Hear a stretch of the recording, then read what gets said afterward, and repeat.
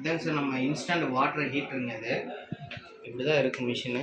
இதோட உங்களுக்கு tube 1.5 metre, இது மாதிரி டியூப் வந்து 1.5 மீட்டர் லென்த் வந்துடும். இது வந்து நம்ம ஃபோட்டோ காலண்டர் மாட்டுற மாதிரி ஒரு ஆணி அடித்து மாட்டிக்கிறது தான். இது மாதிரி ஆணி அடிச்சுட்டு ஆணியில் இது மாதிரி மாட்டிக்கலாம். இது மாதிரி 16 amps பெரிய ப்ளக் பாயிண்டில் போட்டுக்கணுங்க. 16 amps பெரிய ப்ளக்காக இருக்கணும். இது மாதிரி போட்டுருங்க. போட்டுட்டு அடுத்து வந்து இந்த மாதிரி டியூப் கொடுக்குறோம் இல்லைங்களா, அந்த டியூப் வந்து பார்த்திங்கன்னா இதுதான் இன்லெட்டுங்க. இன்லெட்டில் ஒரு பக்கம் கனெக்ஷன் பண்ணிடுங்க. இது மாதிரி கனெக்ஷன் பண்ணிவிட்டு இன்னொன்று 2 வந்து பார்த்திங்கன்னா இது மாதிரி கொடுத்துருப்போம். இதை வந்து நம்ம பைப்பில் வந்து இது மாதிரி கனெக்ஷன் பண்ணிடுங்க. கனெக்ஷன் பண்ணிவிட்டு இது ஃபஸ்ட்டு கண்டிஷன் என்னன்னு கேட்டிங்கன்னா, எப்போ யூஸ் பண்ணும்போது ஃபஸ்ட்டு வந்து தண்ணி திறந்து விட்டுருங்க.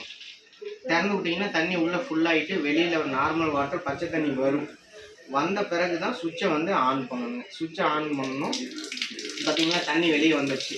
இது மாதிரி தண்ணி வெளியே வந்த வாட்டி சுவிட்சை வந்து ஆன் பண்ணிக்கலாம். ஒன்லி க்ரீன் லைட் மட்டும்தான் எரியும். ஒர்க்கிங் கண்டிஷன் க்ரீன் லைட்டு தான். ஃபஸ்ட்டு ஒரு 10 செகண்டுக்கு வேகத்தை ஸ்லோ பண்ணிடுங்க. இந்தளவுக்கு பைப்பில் வந்து நூலால் ஊற்றுற மாதிரி ஸ்லோவாக வச்சுருங்க. ஒரு 10 செகண்டு ஸ்லோவாக வச்சிட்டிங்கன்னா நல்லா ஹீட் ஆகிடும். ஹீட் ஆனதுக்கப்புறம் பைப்பில் வந்து ஸ்பீடு வச்சுக்கலாம். ஸ்பீடு அதிகமாக வச்சிங்கன்னா சூடு வந்து உங்களுக்கு கம்மியாக வரும்.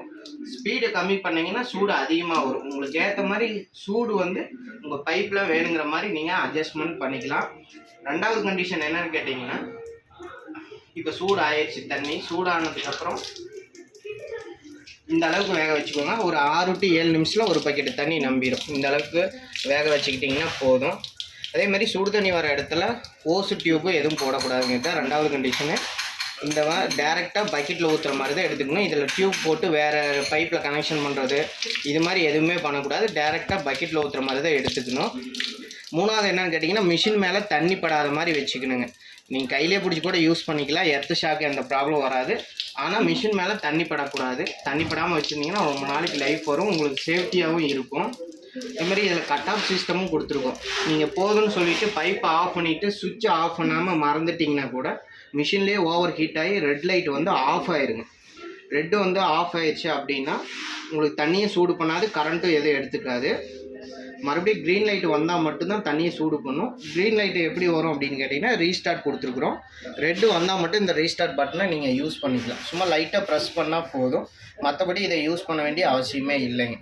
இப்போ பாருங்கள், ஒரு 10 செகண்ட்லேயே உங்களுக்கு ஓவர் ஹீட் ஆகி ரெட் லைட் வந்துடும். ரெட் லைட் வரது இப்போ காமிக்கிறோம் பாருங்கள். அந்த ஸ்டீமோட வர அளவுக்கு தண்ணி உங்களுக்கு ஹீட்டாக வரும்.